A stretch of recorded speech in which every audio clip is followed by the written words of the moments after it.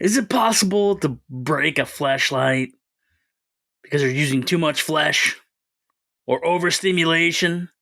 Just asking for a friend. Asking for a friend, asking for a friend. Let's move on.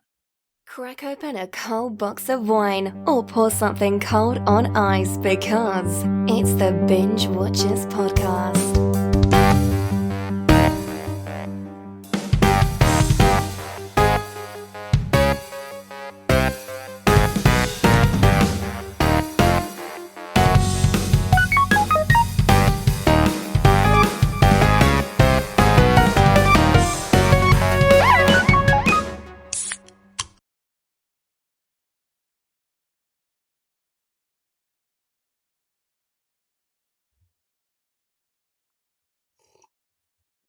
Bloody Disgusting is churning out the rumor mill that a new Friday the 13th is coming Halloween 2025.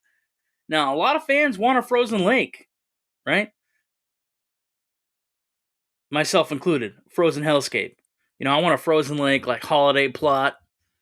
And they had an article, Sean Cunningham, he's like supposedly talking about how he read a scrap sequence with some, either in the new movie or the new show that they were supposed to make. And he was, Sean Cunningham, if you don't know, he's the old producer from the original Friday the 13th movies, who was in some legal disputes with the original writer, et cetera, whatever, which has kind of bogged down the future of the Jason Voorhees Friday the 13th stuff. But anyway, he supposedly read a scrap sequence with some kids playing ice hockey, and then they upset Jason, and then he, gets rid of them, and they fall through the ice, and it's dramatic and dark and intense or whatever.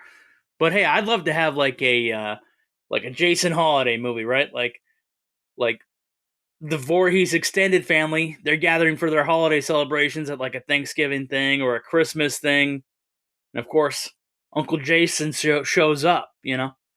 That's good cinema right there. I'd love it, and the posters would be great too because you could have the hockey mask with a Santa Claus, a Christmas type deal on, and it'd be real fun.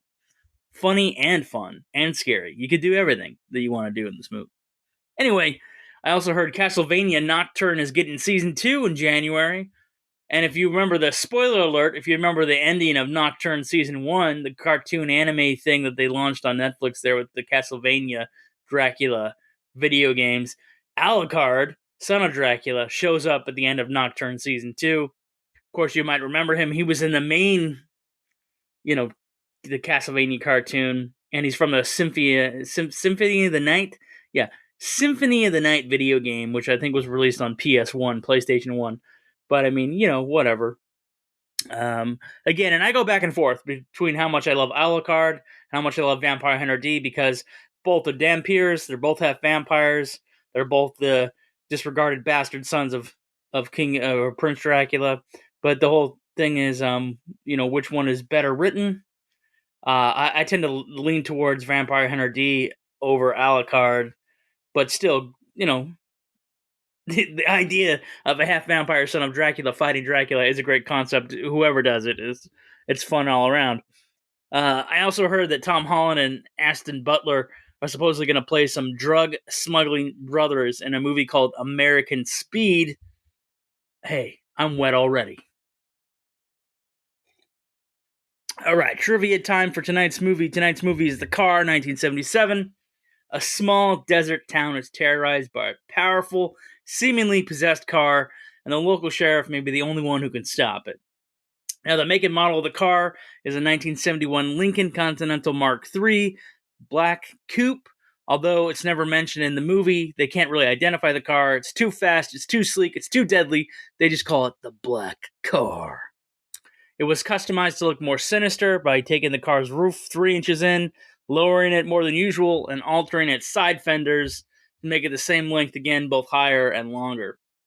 There were 4 cars built for the movie, 1 used for close-ups, while 3 were used for the stunt work. 2 of the cars were destroyed in the course of making the movie. 1 of the cars is kept in a private collection. It's actually an eerie coincidence. The wife is dead in the movie of the main character, and his fiance gets killed by the car in the movie. And then in real life, James Brolin's first wife was killed in a car accident as well. Kind of an eerie coincidence there. Now, James Brolin, obviously famous actor dad of Josh Brolin, and their real name is Bruderlin, which is like from Switzerland or something like that. Swiss name, whatever. And everyone knows that, what they're like, oh, what's James Brolin's claim to fame?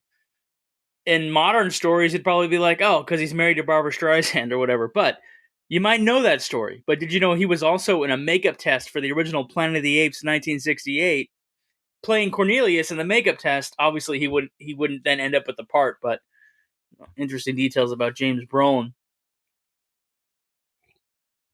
No, he was like in TV and movies, 70s, 80s, 90s. Later on, I'll tell you about a movie I saw him in recently. R.J. Armstrong, he's a Western character actor. He actually shows up as Clements, who I lovingly refer to as the angry husband. Right, that's what I nicknamed his character in this movie. There's a golden screen actress, from like the 40s and 50s. She's rather stunning, and she's still a good looker in this movie, which is like 20 or 30 years later after her peak time as an actor. But it's Doris Dowling.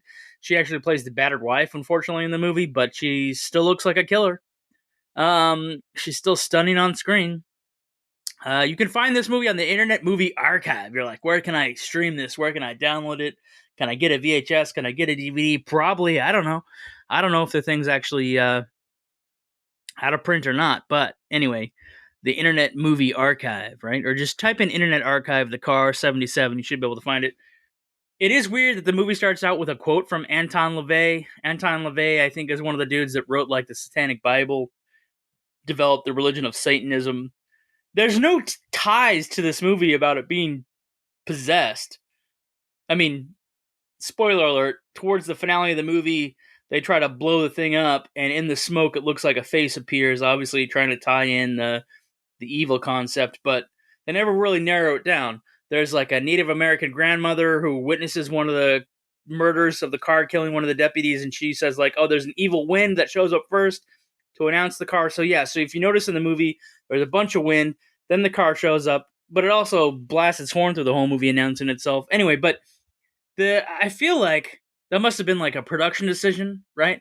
An editorial decision. I tried to look through during the research, like if I could find like an article or some kind of mention in IMDb or anywhere. I didn't really find a reason, but I think like they probably made a decision in the studio or one of the producers or maybe the director to like, let's tag a quote at the beginning of this movie to identify that the car is possessed, that it is satanic evil or the presence of some supernatural evil. Because if you just watch the movie straightforward, it doesn't have that element. Like there's no logical reason for the car to be evil. It just is, and it's just killing people. Which is funny because there's a French filmmaker who I love, whose name is oh man, Quentin Depardieu or something like that. I'm sometimes I get his name right, sometimes I get it wrong. But he made this movie called Deerskin, about a deerskin jacket that kind of like absorbs the ego of the main character and makes him a serial killer. And then he made a funny parody of the Power Rangers by making some team that smokes cigarettes to get their powers. And he did this one movie called Rubber, which is about a rubber tire that comes to life and starts killing people. And he's got these long desert vistas and these desert highways and fighting the local law enforcement. It's very similar to the car. So I feel like, oh, that French filmmaker definitely probably saw the car one time or another before he made the comedy horror movie Rubber about the rubber tire. Because there's even like close-ups of the tires of this car, because in the car 77 you can't kill it. I mean, you can shoot it, the bullets bounce off. You can't deflate the tires. Nothing seems to be working. I'm way off my notes here. I'm like giving you extra details. So I don't know if you can tell that I like the movie or not, but I'm going to try to stay on track. Anyway, we'll be right back with our favorite bits from the car 77 right after these messages. Tonight is brought to you by Mochi. Get started at joinmochi.com. Use code BingeWatchers to receive $40 off. Mochi is a telehealth platform that connects patients seeking medication-based weight loss treatment with board-certified doctors and dietitians to help them determine the best treatment options to accomplish their goals. Their program is completely virtual, meaning you can access their services anywhere in the United States, and it'll be meeting with their team online. Basically, how it works is it's a weight management medicine program. It's science-backed medications, which might include GLP-1s like Ozempic and Mounjaro, Zepbound, and versions of them from these compound pharmacies. That's just one tool in their toolbox. They're going to connect you with the providers and and you're the patient. You're going to get to discuss your evidence-based weight loss strategies. They got licensed RDNs. Again, they're board certified in obesity medicine, sleep therapy, and prescription medicine. You're going to complete the eligibility form. It only takes a couple minutes. You choose your prescription plan. They got flexible plans that might get you the best results that you need to meet your goals. You can pay with insurance. There's a monthly subscription fee and a copay. There's a monthly subscription fee and a medication cost. But they're going to take a holistic approach to your weight loss. Again, it's science-backed medication. It's affordable and accessible regardless of your insurance coverage. And you can reach your weight loss goals with science-backed FDA-approved GPL medications and support from the real doctors and guidance from registered dietitians. Get started today. Go to joinmochi.com. Use our code BingeWatchers to receive $40 off. Now back to our favorite bits from the podcast already in progress with the Car 77. The movie actually does that cool thing where you see from the killer's perspective as it tracks some of its victims through like a red tint. I thought that was pretty cool. You got this side drama unfolding between the abused housewife, who we mentioned earlier, Doris Dowling, playing the lady, and R.G. Armstrong is playing her husband. But anyway, I just call her I mean, she's the housewife. What else can I say? Let's just boil it down for you. So anyway, the side drama unfolding between the housewife, the cockled husband, and the old deputy is absolutely fascinating. Then the partner, like the main character, his most immediate, partner on the police force there, is descending into like drunkenness because he had a family friend who's like one of the younger kids who gets killed on his bicycle. And so this partner is kind of like, falling back into alcoholism. And then he had one job. He's supposed to cancel the school parade so we don't endanger some other children. And he forgets to cancel the parade because, again, he's dealing with his own shit. And then the parade sequence with the horse wranglers trying to drive the car away. Oh, amazing. And then like the chaperone, which is the girlfriend who I think I mentioned when I was talking about what tonight's movie was. I had mentioned that the girlfriend's going to get killed in the movie. That's her. She's trying to get the kids and the other teacher. There's like a couple teachers. They're both smoking hot teachers, by the way. So if you're just watching the movie, you're like, I don't really care about killer cars. What else does this movie offer? Smoking hot elementary school teachers. Anyway, they're chaperoning this kid's parade. It all goes to hell because the car spooks the horses. The horses are running wild. They trample one of the deputies. The car's stalking the kids. So the chaperones try to run them into a cemetery to try to escape. And of course, hollowed ground. The evil car can't get to them, and it's just circling like a shark. I mean, I did read somewhere, or maybe heard something about this movie, how they compare like, the Car 77 is kind of like Jaws, but with a car. And you might be confusing it with, Spielberg, besides making Jaws, made with The Duel. I brought up the Car 77 to a friend the other day. I was like, yeah, I just saw the Car 77. And he was talking about like, isn't it a truck? I was like, no, you're thinking of The Duel. You're thinking of The Duel, dude. Like, I was like, it was in the desert. Both feel like Jaws with vehicles, and they use the same tunnel, the mountain tunnel. It's a famous tunnel too. I forgot to read about where it was, San Bernardino County maybe, or something like that. I don't know. Somewhere outside of LA, there's this one tunnel that goes through the mountains, and they shot The Duel there, and it looks like they used the same highway for the Car 77. So if you got the Car 77 and The Duel confused with each other, I mean, that would make sense because they use some of the same scenery. They're chewing up the same style. And obviously, it's an evil vehicle running people over. So it would be easily to get those two movies mixed up. They're shot about the same time. Let's see. Oh, headlights emerge from the shadows as the girlfriend calls the sheriff. Yeah, this is... So at one point, like after the parade sequence, the girlfriend is still alive at this part of the movie. And, girlfriend, fiance, it's kind of loosely defined. But, like the sheriff is a widower. That you figure that out kind of like early on.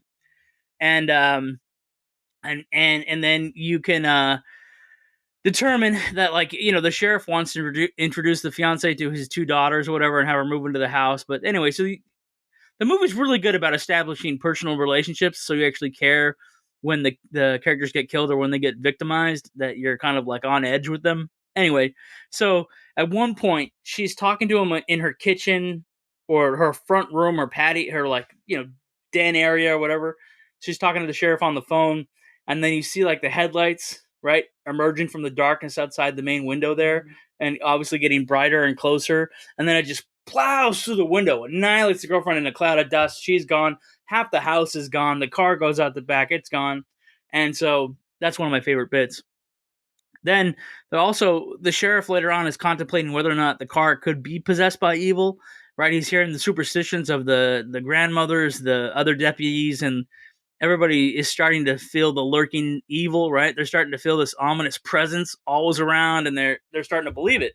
And he brushes it off. He's super skeptical, and then he taps his Bible, that's at his desk there at the police station. So it's kind of an interesting detail. He like taps it for reassurance. That's my other favorite bit. Now, when I first picked this movie for Weird September, I thought, oh, I'm going to be making fun of this movie because it's a car chasing people down and it blasts its horn through the whole movie.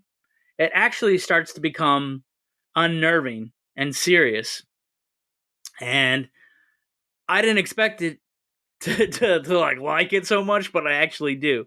So on this show, we have a patented rating system. We think it's the best rating system out there for movies. Like, we don't have to worry about tomatoes. We don't have to worry about numbers 1 through 10 or whatever. Or we do this thing. Binge now, you got to watch it now. Binge later, get around to it, but you don't have to watch it immediately. You don't have to move it to the top of your playlist. Binge never sounds just like it sounds. Don't watch it. You can't get the 2 hours back. You wasted your life and your time. Actually, this movie, I think, kind of surprises you. It's going to be a binge now, which I did not think I was going to arrive at with the Car 77, with James Brolin fighting a possessed car, was running people over, knocking bicyclers off a cliff, sending deputies rolling down a cliff. The car's like nearly invincible. I didn't think I would take it very seriously, but it's actually a really fun movie, a fun ride, so to speak. Fan service. What are the fans doing? Are they chiming in? Have we heard from them recently? In a past episode, I had recommended watching Wishmaster 2 as a form of stress relief. Well, Q Story 1776 recommends just stress eat. Just eat. That's the best relief. That's what they're saying. Obviously, hey man, I mean, our sponsors are dietitians. I don't know if I can support stress eating on this episode, but to each their own, man. You want to kill like a large pizza in the middle of the night, no one's stopping you, no one's judging you, and I'm sure the pizza man will appreciate you ordering that large pizza in the middle of the night. Actually, a lot of pizza places, they're closing earlier and earlier. It must be the sign of the times, huh? Less pizza being ordered? I don't know. Let's see here. Although I read this weird fact about pizza that like during the OJ chase that more people had ordered. There's like a record-breaking set for ordering the number of pizzas. I don't know. I have a little book of facts somewhere around here. It's like a nonsense book, it's just random facts like, oh, Ronald McDonald is this and blah blah blah blah blah blah blah blah blah blah blah blah blah blah. And one of the things it said is that it was the I don't know that the number of pizzas ordered during the famous freeway chase is like a world record for the number of pizzas ordered. Anyway, so we're not living in that time of just ordering pizzas willy-nilly or hungry people. Now everybody's thinking about pizza, right? Yeah, you're thinking about what are your toppings? Can I go get that 2-topping special at the Domino's? Right? You're wondering if you can get the garlic sauce at Papa John's. If you're in New England, you got another Papa Gino's. Speaking of eating and food and beverages, Shauna Leslie wants, I think her name is Leslie Leasley. I don't know, Shauna Leasley. Shauna, whatever, wants to know what this red drink is that I always have. I usually make a joke about it at the beginning of the show. I don't think I did on this one. Or it's red, it's delicious, not the apple, the drink. It's usually a red cream soda mixed with a bit of whiskey, or vodka, depending on what I got in the pantry there. But this time, it's hard to get red cream soda in New England for whatever reason.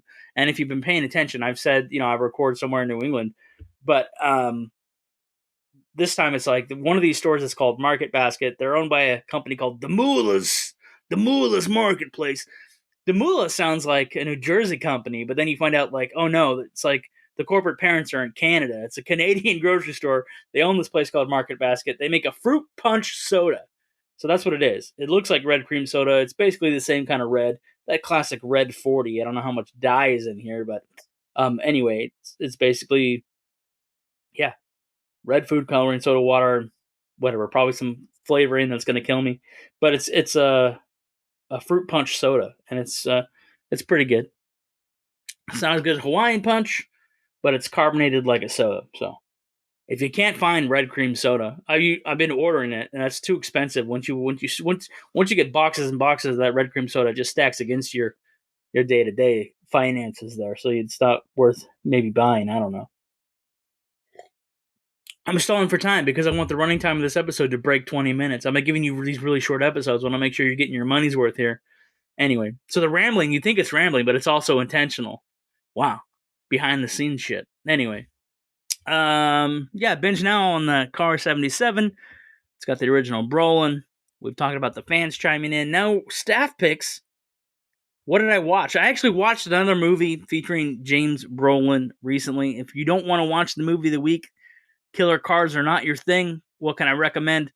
There's a comedy called Sisters. It's got Tina Fey, Amy Poehler, John Cena, Bobby Moynihan, Maya Rudolph, Ike Barinholtz, and Deanne Wiest. I don't know if you saw this thing. It came out in either 2015 or 2016. We're dating the movie a little bit, but it's a not. I mean, it has romantic comedy elements because the two sisters have romantic entanglements in the movie. However, it's really about one. It's kind of like role reversal. There's two sisters. The older one is a party animal, and the family expects her not to do well and constantly make mistakes. The younger one is kind of book studious and doesn't really cut loose, and so they kind of switch because the younger sister finally snaps, needs to cut loose, needs to sow her oats, and the older one gets a moment of responsibility while dealing with her teenage daughter and the family. The parents, and James Brolin plays the dad, Diane Wiest plays the mom, are selling the family home, and so the two sisters are going to have like one last blowout with their former high school friends that have all grown up and become parents of their lives, and it's supposed to be like a stress-free Friday night or whatever for all the old friends from school, and they get back together. Anyway, Sisters, it's funny. I thought it was still funny. I haven't watched it in a while. I plucked out the old DVD, popped it into a DVD player, and watched it. It was pretty entertaining. All right, so what's going on now? You know what? You don't have to go home, but you can't stay here. Next week, I'm probably going to pop in this movie called Zone Troopers, which I saw a clip of this. I'm enthralled by it. I want to discover it. There's an actor named Tim Thomerson, who you might have seen. He's the star of Trancers and Doll Man. He's like made a whole career of weird movies, right? I love the actor, and I had hoped that in his later Twilight years, I mean, the guy's getting up there. What is he, like 78? I hoped he would come back with one last movie, and he was working on this thing, like a self-produced movie, I think, called Bring Me the Head of Lance Henriksen, which is a play off Bring Me the Head of Alfredo Garcia? Alfredo? Is that right? No. Bring Me the Head of Fredo, right? Bring Me the Head of Fredo Garcia? Dang, man. I'm flubbing up the name of a movie I like a lot with Warren Oates, where he's a hitman who has to go to Mexico because a cartel leader or a mobster's leader, he doesn't want this one guy. I think it's Alfredo. But I'm just thinking of, I'm confusing. Anyway, there's a Mexican drama, and it's made by Sam Peckinpah. It's an action crime movie with Warren Oates, who plays one of the hitmans trying to cash in on by going to get this guy's head or whatever because the mobster's like, you're not marrying my daughter, whatever. Anyway, it's a famous movie, 70s style. Why did I bring that up? Oh, because of Bring Me the Head of Lance Henriksen. So it was kind of like Tim Thomerson was making a thing with his buddy Lance Henriksen, and it was kind of a play on that other title. Anyway, so yeah, so we're going to check out a movie from Tim Thomerson that I haven't seen, Zone Troopers. That'll be next week if you come back for more.